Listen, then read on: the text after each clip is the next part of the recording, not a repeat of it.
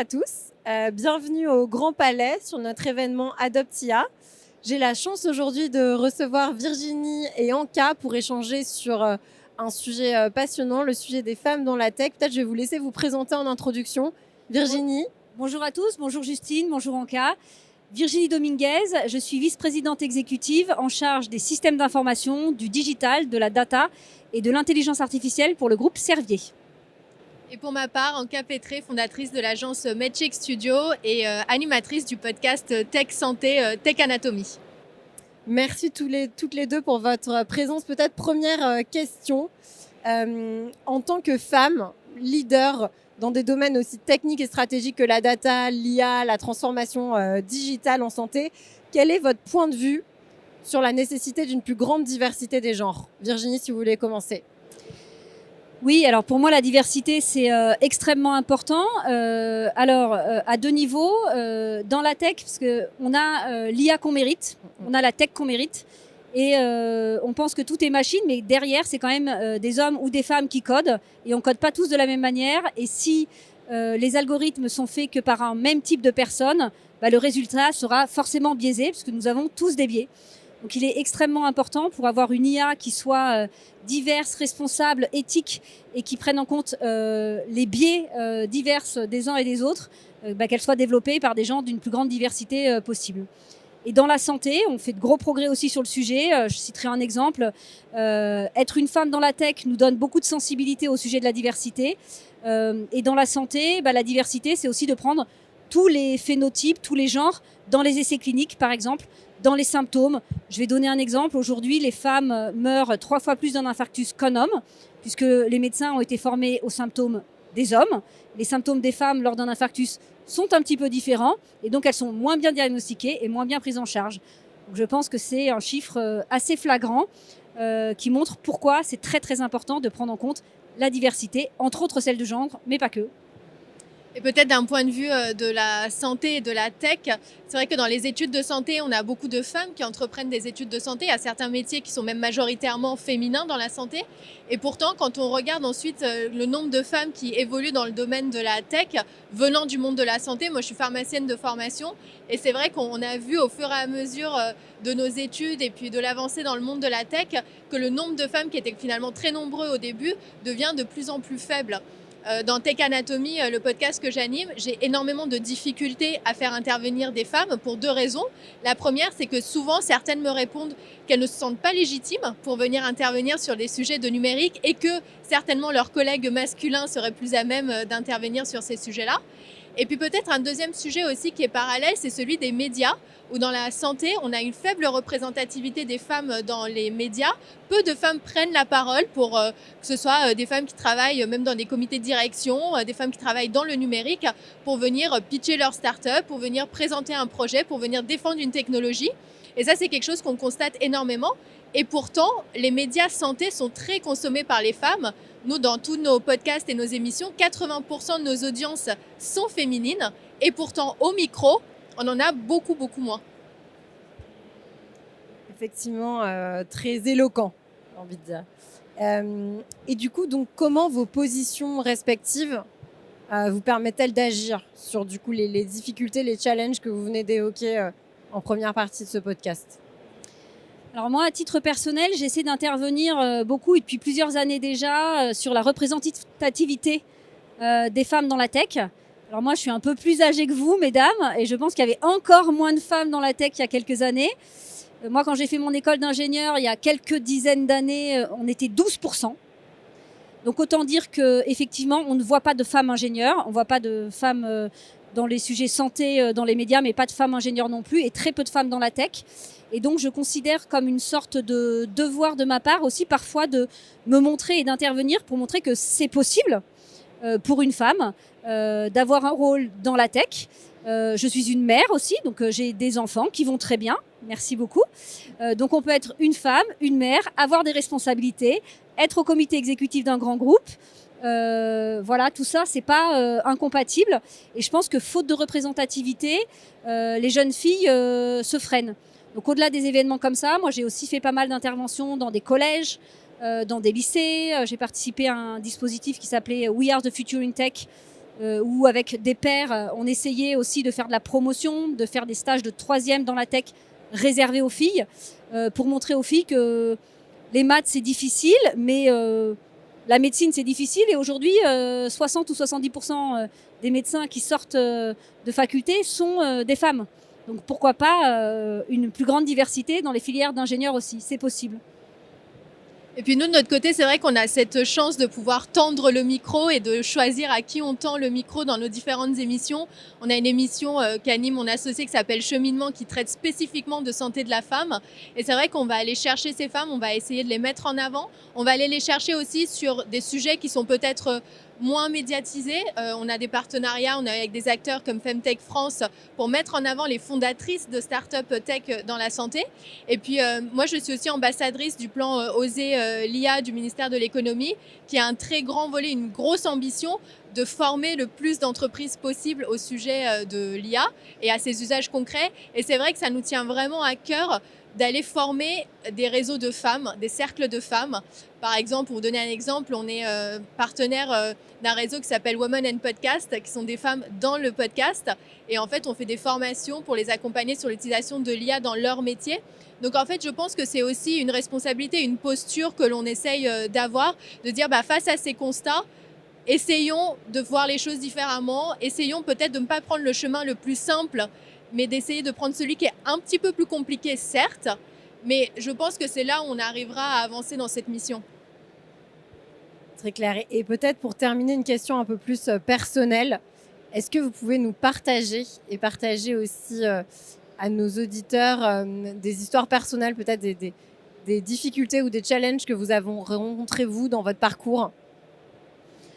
Oui, alors j'espère qu'en cas, on aura connu moins que moi et que les jeunes filles des nouvelles générations encore moins. Moi, j'ai commencé ma carrière professionnelle il y a plus de 25 ans, donc dans un milieu effectivement d'ingénieur extrêmement masculin. Et je pense que j'ai rencontré toutes les difficultés liées au genre dans mon parcours.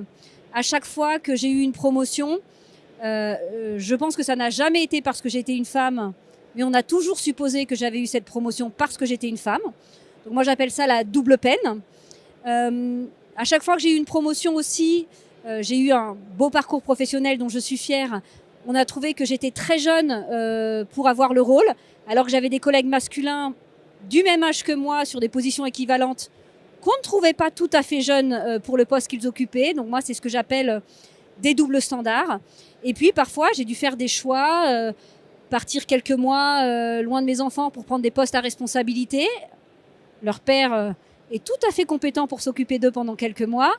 Mais effectivement, le regard social extrêmement difficile. Alors, je vous parle de quelque chose il y a une quinzaine d'années. Mais voilà, j'ai dû affronter un peu tout ça. Et moi, ce que j'aimerais dire aux jeunes femmes professionnelles ou même un peu moins jeunes, c'est déjà rien n'est impossible, rien n'est interdit. Donc, ne vous fermez pas les portes vous-même. Et si jamais vous avez des doubles standards, des doubles peines, des critiques sociétales sur la manière dont vous évoluez en tant que femme et aussi mère, parce que devenir mère, ça impose aussi une charge encore supplémentaire. Moi, j'aime bien proposer de faire cette petite transposition. Dites-vous, et si j'étais un homme, et un homme à qui on propose une importante promotion à 300 km de chez lui, qui doit juste partir 6 ou 7 mois sans ses enfants, qu'ils rejoignent avec leur conjointe 7 mois après, ça ne pose aucun problème. Donc voilà, rien n'est impossible, rien n'est interdit. Et si jamais vous avez des doutes, dites-vous, si j'étais un homme, quel serait le regard de la société, de mes collègues, de ma famille ? Je pense que ça réglera beaucoup de problèmes. Puis pour ma part, c'est vrai que j'ai pas vécu ces difficultés. Alors je sais pas si c'est parce que j'ai pas fait attention ou tout simplement c'est passé à côté de moi, mais j'ai pas l'impression d'avoir eu particulièrement de difficultés dans mon parcours de par le fait que je sois une femme.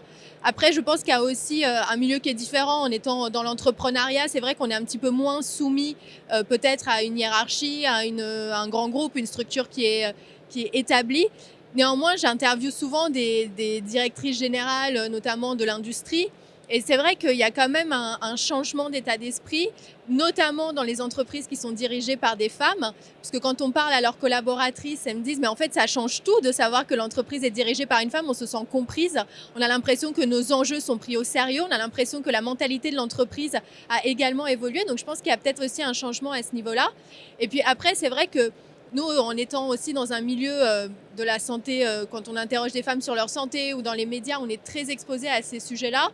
On est peut-être naturellement un peu plus sensible, mais c'est vrai que moi, j'ai pas eu l'impression d'avoir rencontré des obstacles. Et puis après, je pense aussi qu'on se crée naturellement beaucoup d'obstacles soi-même. Quand on a peur que quelque chose arrive, en fait, on va peut-être être plus réticent. Moi, ça n'a jamais été mon cas, même sur des sujets très techniques. Je me suis toujours formée, j'ai osé en parler, j'ai osé mettre en avant certaines compétences ou connaissances que je pouvais avoir sans trop me préoccuper de ce qui allait se passer autour de moi. Donc voilà, je sais pas si j'ai été immunisée contre tous ces commentaires. En tout cas, j'en ai pas vécu et puis je suis très contente de ne pas en avoir fait les frais. Je me permets de rebondir sur ça, parce que par rapport à la deuxième question de tout à l'heure, une de nos responsabilités aussi en tant que femme leader ou qui dirige des équipes importantes. Donc moi aujourd'hui je suis dans un grand groupe français, au COMEX, j'ai des équipes de grande taille et c'est vrai que les femmes dans mes équipes se sentent quand même dans un environnement accueillant. Je vais citer un exemple. Il y a 2 ans, une collaboratrice, une N-2 venait juste de rejoindre notre équipe avec un poste à responsabilité importante et il se trouve que elle est tombée enceinte mais quelque chose comme 3 mois après avoir pris son poste. Et quand elle est venue nous l'annoncer, elle se sentait un petit peu mal à l'aise. Et la première chose qu'on lui a dit, c'est « Mais c'est une super nouvelle, c'est génial !» Ça m'est arrivé la semaine dernière. Donc Voilà, et je pense que la direction par une femme, et en fait c'est une très bonne nouvelle. Et elle m'a dit, en fait, je me suis sentie soutenue, accueillie. Et en fait, j'étais stressée d'annoncer ça. Et je lui ai dit, mais on va trouver des solutions. Déjà, on a 3 mois pour se préparer. On va prendre du consultant pour ton absence et voilà, fais ton bébé tranquille, il n'y a aucun problème. Donc je pense que notre responsabilité aussi, c'est ça. Encore plus récemment, j'ai une jeune femme hyper talentueuse qui partait en congé maternité. À son retour de congé maternité, on lui a donné une promotion, elle a monté d'un cran. Donc je pense qu'on crée des environnements dans lesquels c'est possible aussi, c'est notre responsabilité. Ça ne veut pas dire qu'on ne promeut pas la compétence parce que c'est des femmes. Mais ce n'est pas parce qu'une femme est enceinte ou revient de congé maternité qu'elle ne peut pas continuer à progresser et à évoluer dans l'entreprise. Et donc, je pense qu'on n'a pas ces biais-là. Et c'est aussi important de pousser les talents, quel que soit leur sexe. Et quand on est une femme leader ou entrepreneur, je pense qu'on a une responsabilité là-dessus aussi. Peut-être moi aussi pour partager un petit témoignage. Donc, nous, on est dans le monde du conseil, donc un monde qui est quand même assez compétitif avec des évaluations tous les 6 mois et quelque chose que j'observe vraiment factuellement.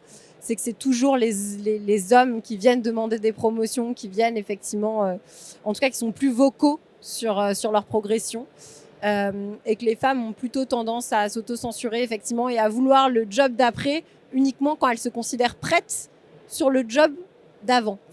Et ça effectivement, je pense que c'est quelque chose que nous, on doit accompagner en tant que leader dans l'entreprise aussi. Et quand elles ont... moi, j'aime bien dire ça, je fais aussi beaucoup de mentoring. Exclusivement de jeunes femmes, c'est un parti pris, mais voilà, donc je mentore régulièrement 2 ou 3 personnes en parallèle, exclusivement des femmes. Et effectivement, pour le poste d'après, souvent une femme, elle attend d'avoir 90% des compétences pour pouvoir postuler. Et moi, ce que je leur dis, c'est changer de prisme. Si tu as 90% des compétences pour postuler, ça veut dire que tu ne vas pas apprendre grand-chose sur le job. Donc, comment tu comptes t'épanouir les 3 prochaines années sur ce job-là si tu sais déjà tout faire à 90%. Donc, à contrario, change de prisme, va chercher des stretches. Et donc, il faut que tu aies 50-60%. C'est quoi les compétences essentielles et c'est quoi les compétences que tu peux aller chercher en stretch. Mais surtout, ne fais pas l'erreur de prendre des jobs sur lesquels tu coches déjà toutes les cases. Sinon, tu ne vas pas progresser. Donc ça, je pense que, autre conseil, si je peux partager, chercher des stretches. Merci beaucoup Anka et Virginie pour tous ces bons conseils. Et à la prochaine.